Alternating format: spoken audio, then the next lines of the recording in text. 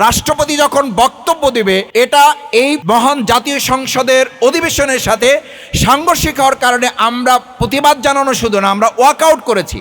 আমরা ওয়াকআউট করে এটা দেশবাসীকে জানিয়েছি, জুলাই সনদের সাথে, শহীদদের সাথে, আহত পঙ্গুত্ব বরণকারী ভাইদের সাথে এটা সাংঘর্ষিক শুধু না, বিশ্বাসঘাতকতা শুধু না, এই জুলাই সনদকে অস্বীকার করা শামিল। সেজন্য সম্মানিত এলাকাবাসী, আমরা দেশ গঠনে, মানবিক রাষ্ট্র বিনির্মাণে বাংলাদেশ জামাত ইসলামী এই কার্যক্রমগুলো পরিচালনা করে আসবে। আমরা বলছি, তর্কের খাতিরে তর্ক করে সংসদকে উত্তপ্ত করার কোনো প্রয়োজন বিরোধী দল মনে করে না, বরং যৌক্তিক কারণে যদি প্রয়োজন হয় তাহলে আমরা শুধু সংসদে না, আমরা সংসদে থাকব, আমরা সংসদের বাইরে রাজপথে থাকব, যদি শেষ পর্যন্ত প্রয়োজন হয় তাহলে আইন অঙ্গনে, আদালতেও আমরা জনগণের স্বার্থ সংরক্ষণের জন্য প্রয়োজনে আমরা সেখানেও পদক্ষেপ গ্রহণ করব। এবং আমিরে জামাত, মাননীয় বিরোধী দলীয় নেতা, ডেপুটি লিডার, তিনি সহ যারা আছেন, আমাদের বিরোধী দলীয় মাননীয় হুইপ সহ আমরা এক কথায় বলেছি, আমাদের যদি 18 কোটি মানুষকে সাথে নিয়ে প্রয়োজনে আবার রাজপথে নামতে হয়, আমরা আশা করি সেই জায়গায় আমাদের যেতে হবে না। কিন্তু যদি আমরা লক্ষ্য করি, জুলাই সনদের কোনো একটা প্যাকেজ আমাদেরকে আপনারা ডেপুটি স্পিকার দিবেন এবং দিয়ে বলবেন এটা আপনারা উদারতা দেখিয়েছেন, এটা আপনাদের কোনো উদারতা নয়, এটা বিরোধী দল নয়, এটা এই জনগণের অধিকার ছিল, সেই অধিকারের জায়গায় যখন আপনারা উদারতা বলেছেন, তখনই এটার প্রতি আপনারা একটা বড় ধরনের তুচ্ছ-তাচ্ছিল্যতা করেছেন।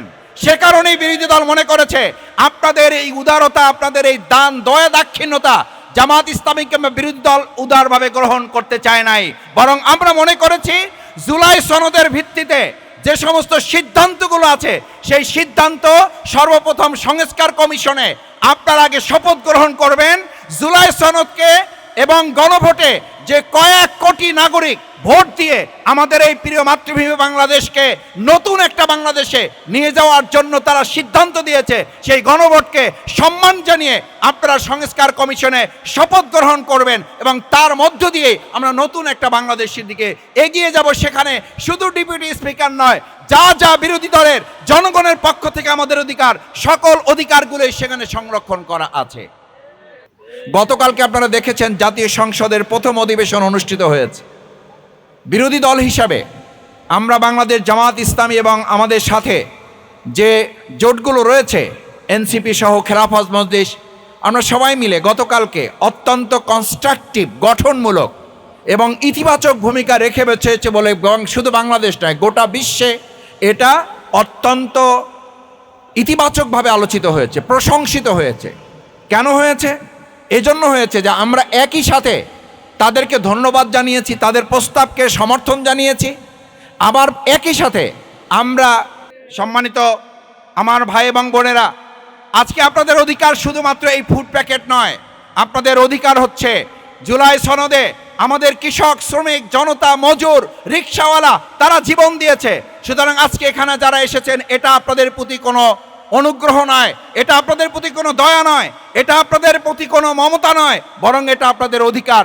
এই অধিকার বাংলাদেশ জামাত ইসলামী সরকারে নেই, তারপরও বিরোধী দলের থেকেও আমরা আমাদের কার্যক্রমগুলো অতীতেও যেমন পরিচালনা করেছি, এখনও পরিচালনা করছি।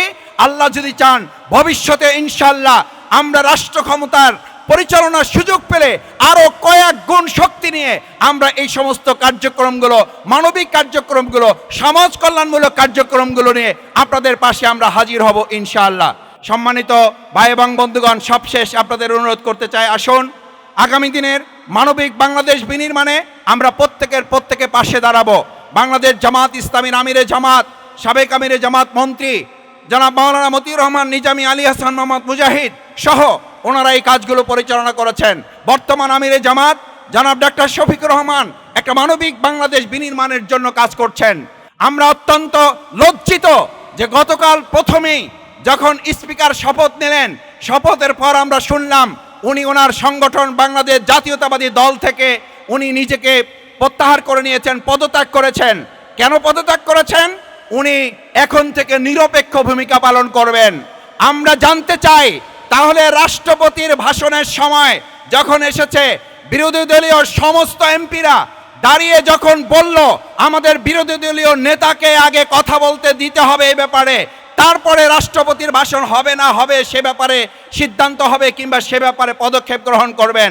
কিন্তু আমরা লক্ষ্য করলাম আমাদের বিরোধী দলীয় নেতা, আমাদের বিরোধী দলীয় উপনেতা, বিরোধী দলীয় হুইপ, তারা যখন মুখে কথা বলতে বলতে তাদের কণ্ঠস্বর পর্যন্ত জাতির কাছে, গোটা বিশ্বের কাছে পৌঁছে দিতে গিয়ে তারা যখন কণ্ঠস্বর ভেঙে ফেলেছেন, তারপরও আমরা দেখেছি স্পিকার 1 সেকেন্ডের জন্য তাদেরকে মাইক না দিয়ে স্পিকার ওই সময় নিরপেক্ষতা হারিয়ে ফেলেছেন।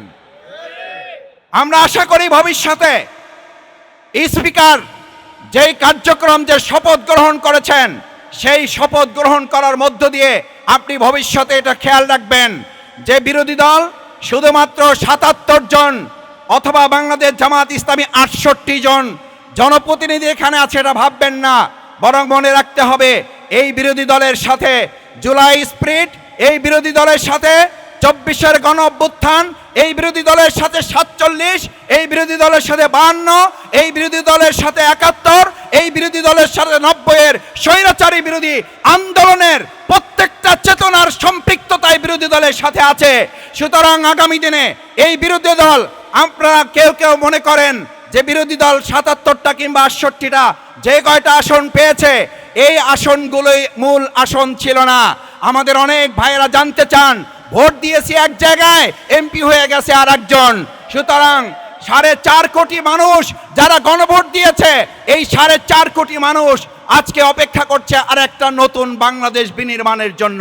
তাই আমরা চাই সম্মিলিতভাবে কাঁধে কাঁধ মিলিয়ে এগিয়ে গিয়ে সংসদকে কার্যকর করে আমরা কার্যকরী ভূমিকা পালন করব। সেই ক্ষেত্রে বিরোধী দল হিসাবে বাংলাদেশ জামাত ইসলামী তার জায়গা থেকে আমরা আমাদের কাজ করব, কথা বলবো, সেই প্রত্যাশা ব্যক্ত করে আগামী দিনে জনগণ যদি আর মনে করে যে স্পিকার তার নিরপেক্ষতা রক্ষা করতে পারছেন না, আমরা যদি মনে করি তারা তাদের দায়িত্ব যথাযথভাবে পালন করতে পারছেন না, জনগণ হতাশ হবে। আমরা চাই না সেই হতাশার দিকে বাংলাদেশ আবার ফিরে যাক। আজকে কষ্ট করে যারা বাংলাদেশ জামাত ইসলামীর এই উপহার সামগ্রী গ্রহণ করার জন্য এখানে উপস্থিত হয়েছেন, দেখেন বাংলাদেশ জামাত ইসলামী সংসদ অধিবেশন শেষ করে আমাদের অত্যন্ত শ্রদ্ধাভাজন জাতীয় সংসদ সদস্য, যিনি অংশগ্রহণ করতে পারেন না অসুস্থতার কারণে, আমিরে জামাত ডক্টর শফিকুর রহমান, মানবিক নেতা, মাননীয় বিরোধী দলীয় নেতা, তিনি সংসদ থেকে সরাসরি জনাব মির্জা আব্বাস এমপি তাকে দেখার জন্য হাসপাতালে চলে গিয়েছেন। প্রথমত আমরা বলছি যে আমাদের আজকের এই কাজটি 3টি কারণে গুরুত্বপূর্ণ। প্রথম হচ্ছে এটি আল্লাহ তাআলার নির্দেশ, এটা একটি ইবাদত। আমরা যেমন নামাজ পড়ি, রোজা রাখি, হজ করি, জাকাত দেই, তাসবিহ তাহলিল জিকির করি, আপনাদের মাঝে আজকের যে এই উপহার সামগ্রী বিতরণ, এটিও ইসলামের একটি ইবাদত, এটা আল্লাহর নির্দেশ। আমরা এটি রাজনৈতিক কারণে করি না, এটি করি আল্লাহর নির্দেশ, ইবাদত মনে করে করি। এবং আমরা আপনাদেরকে এই উপহার প্রদানের মাধ্যমে আপনাদের যতটুকু উপকার হয় আমরা মনে করি আমরা নিজেরা তার চেয়ে বেশি সফল কাম হই। আল্লাহ তাআলা সে কথাই কোরআনে উল্লেখ করেছেন, লাআল্লাকুম তুফলিহুন, তোমরা যদি সমাজের কল্যাণে মানুষের পাশে থাকো, মানবিকভাবে চেষ্টা করো, একটা মানবিক রাষ্ট্র বিনির্মাণের কাজ যদি আমরা চালাতে পারি, আমরা মনে করি সেই মানবিক রাষ্ট্র বিনির্মাণের কাজ সরকারে থেকেও করা যায়, বিরোধী দলে থেকেও করা যায়।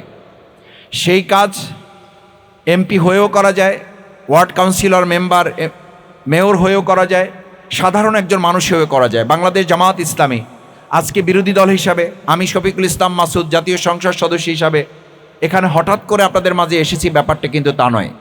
এই কাজ আমরা বিগত 22 বছর, আমি অন্তত ঢাকাতে বিগত 22 বছর এই কার্যক্রম সাধারণ একজন ঢাকাবাসী হিসাবে, দেশের একজন নাগরিক হিসাবে এই কাজ আমরা পরিচালনা করেছি। কেন?